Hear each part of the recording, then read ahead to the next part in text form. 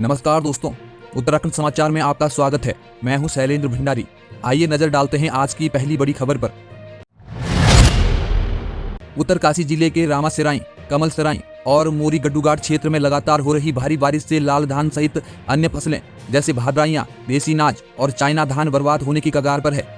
पिछले 2 दिन से हो रही बारिश के चलते खेतों में खड़ी फसलें गिरकर पानी में डूब गई हैं, जिससे किसानों को फसलों के सड़ने का डर सता रहा है। क्षेत्र के किसानों का कहना है कि लगातार हो रही बारिश के कारण खेतों में पानी भर गया है, जिससे उनकी धान की फसल बर्बाद हो रही है। लाल धान का कटोरा कहे जाने वाले रामासराई और कमलसराई के किसान मुख्य रूप से इसी फसल पर निर्भर हैं। किसान शालिग्राम नौटियाल ने चिंता व्यक्त करते हुए कहा, हम 6 महीने से इस उम्मीद में थे कि लाल धान की अच्छी पैदावार होगी, लेकिन अब अत्यधिक बारिश ने हमारी फसलें सड़ा दी है, जिससे साल भर का खर्च निकालने का सपना टूटता नजर आ रहा है।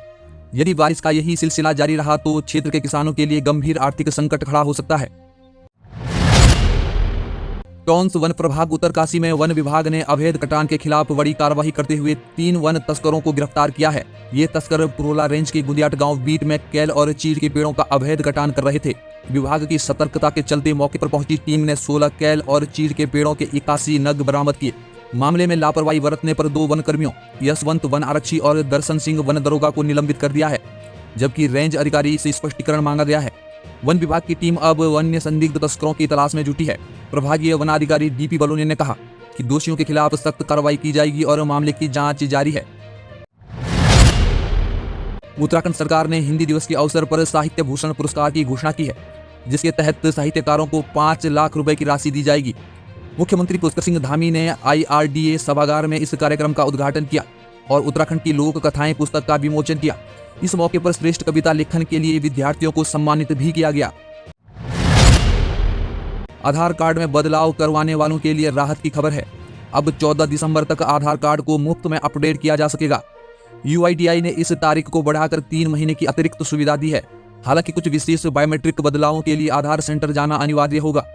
हल्द्वानी में अवैध संबंधों के कारण 15 वर्षीय किशोर की हत्या का मामला सामने आया है। पुलिस ने आरोपी को गिरफ्तार कर लिया है, जो पीड़ित की मां का प्रेमी था। बेटे द्वारा अवैध संबंधों का विरोध करने पर आरोपी ने उसे जंगल में ले जाकर गला दबाकर मार डाला। पुलिस ने आरोपी के खिलाफ 103 BNS की धारा के तहत मामला दर्ज किया है। देहरादून की ट्रैफिक और पार्किंग समस्याओं के समाधान के लिए शहर में ऑटोमेटिक मैकेनिकल पार्किंग की योजना बनाई जा रही है। जिलाधिकारी ने कुछ स्थानों का सर्वेक्षण कराकर जल्द ही इन जगहों पर कार्य शुरू करने के निर्देश जारी किए हैं।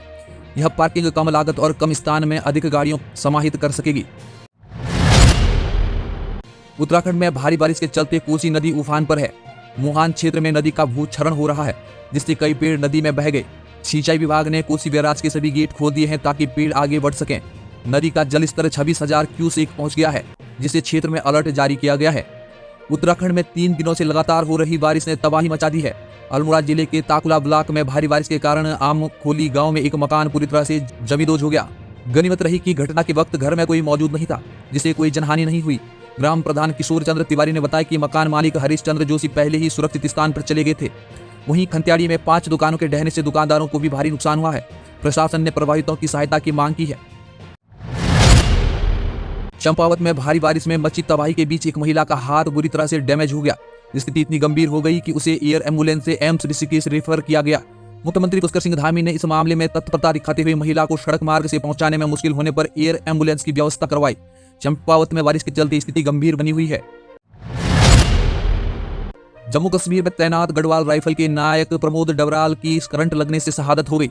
उनके पार्थिव शरीर को कल रुद्रप्रयाग के जवाड़ी गांव लाया गया, जहां उनके अंतिम दर्शन के लिए सैकड़ों लोग पहुंचे। उनके बड़े भाई नरेश डबराल ने उन्हें मुखाग्नि दी। प्रमोद अपने पीछे माता पिता, पत्नी और 2 साल की बेटी को छोड़ गए हैं। गांव में शोक की लहर है और लोगों ने उनकी शहादत को नमन किया। रुद्रपुर में भारी बारिश के बाद कौशल्या कॉलोनी और 3 पानी डाम क्षेत्र में मगरमच्छों को सड़क पर देखा गया, जिससे लोगों में दहशत फैल गई। वन विभाग को मगरमच्छों को पकड़कर सुरक्षित स्थान पर छोड़ने की मांग की गई। पिछले कुछ दिनों से इलाके में लगातार मगरमच्छ दिखने की घटनाएं सामने आ रही हैं। उत्तराखंड में शिक्षकों का आंदोलन तेज हो गया है।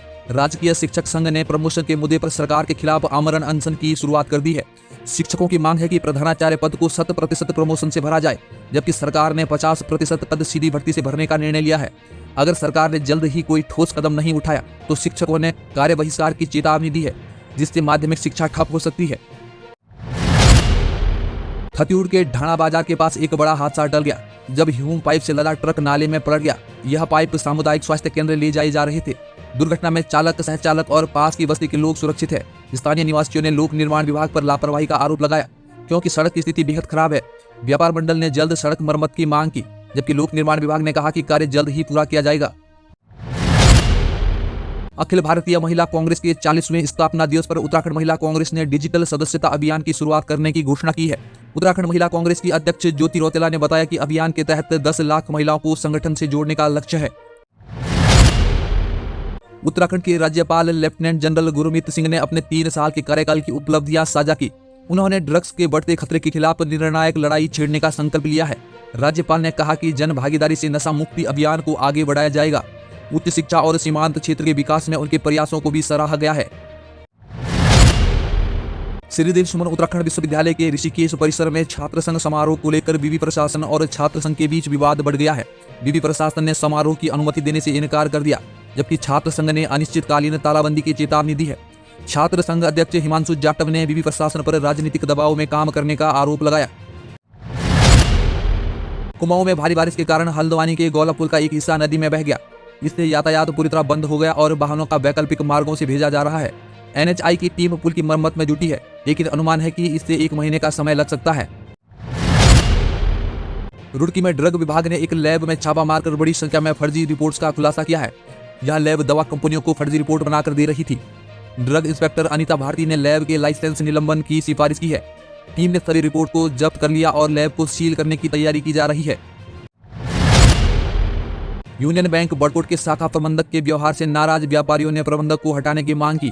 देहरादून से आए अधिकारी ने व्यापारियों से बात की और आश्वासन दिया कि मामले में जल्द ही कार्रवाई की जाएगी। दर्शकों, ये थी आज की बड़ी सुर्खियां। उत्तराखंड की ताजा तरीन खबरों और नौकरियों की सूचना सबसे पहले पाने के लिए ओहो न्यूज को सब्सक्राइब करें।